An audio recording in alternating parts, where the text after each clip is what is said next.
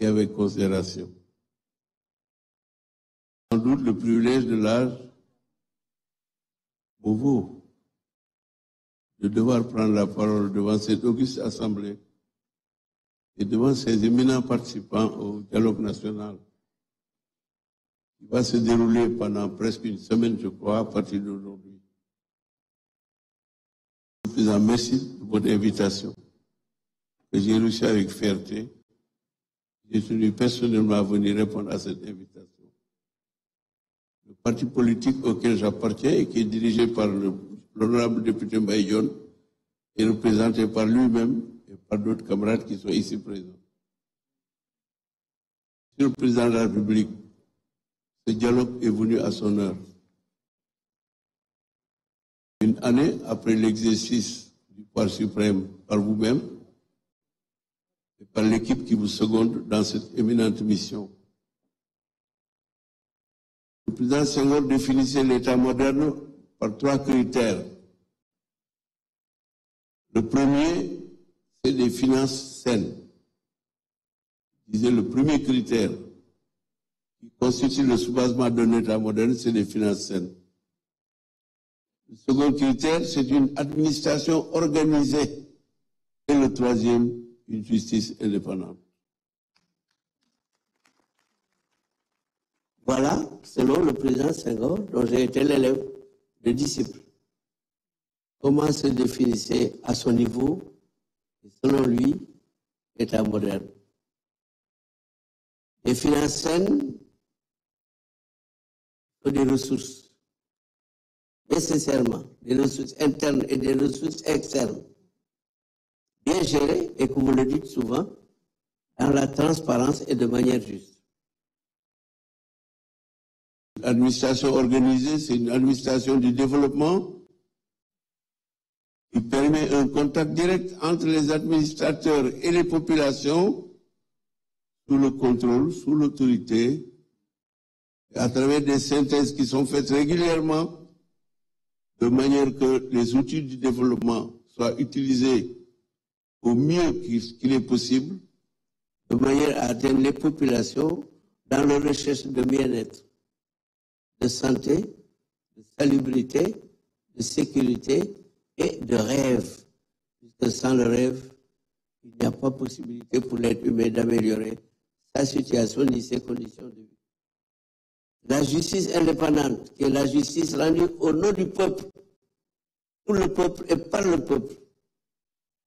Je commence donc cette brève allocution par cette référence historique. Les efforts humains conduits à partir d'un programme précis dans le cadre d'une volonté commune partagée pour sortir des ornières du sous-développement, puisque le sous-développement se définit par les difficultés inhérentes à la vie quotidienne, et il n'existe pas un seul pays au monde où il n'y ait pas de problème de développement.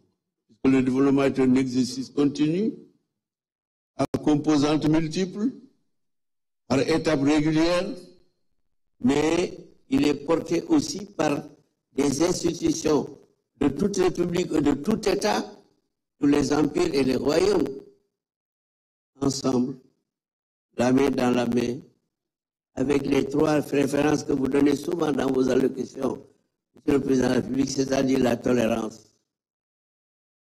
La vision partagée, la solidarité et la volonté d'aller de l'avant par le partage des cœurs et des idées, des initiatives et des projets, et aussi par cette volonté commune de vivre ensemble des initiatives et des projets, et aussi par cette volonté commune de vivre ensemble dans un commun vouloir qui permette à chaque citoyen de bénéficier des droits et obligations qui sont les siennes, mais surtout qui sont les siens, mais surtout que chaque population soit consciente de ses devoirs, de ses obligations vis-à-vis de la communauté, respecter la loi, se soumettre à la loi, pour qu'ensemble, tout le monde, chacun, bénéficie justement des efforts et des résultats de ces efforts en matière de développement. Je vous remercie, Monsieur le Président de la République.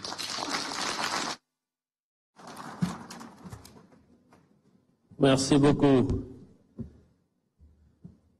Donc, nous avons dit Monsieur Amadou Ba, ancien Premier ministre, nous avons dit Monsieur Abdoulaye Daouda Diallo, ancien président du Conseil économique, social et environnemental, mon tamit dina jël kaddu.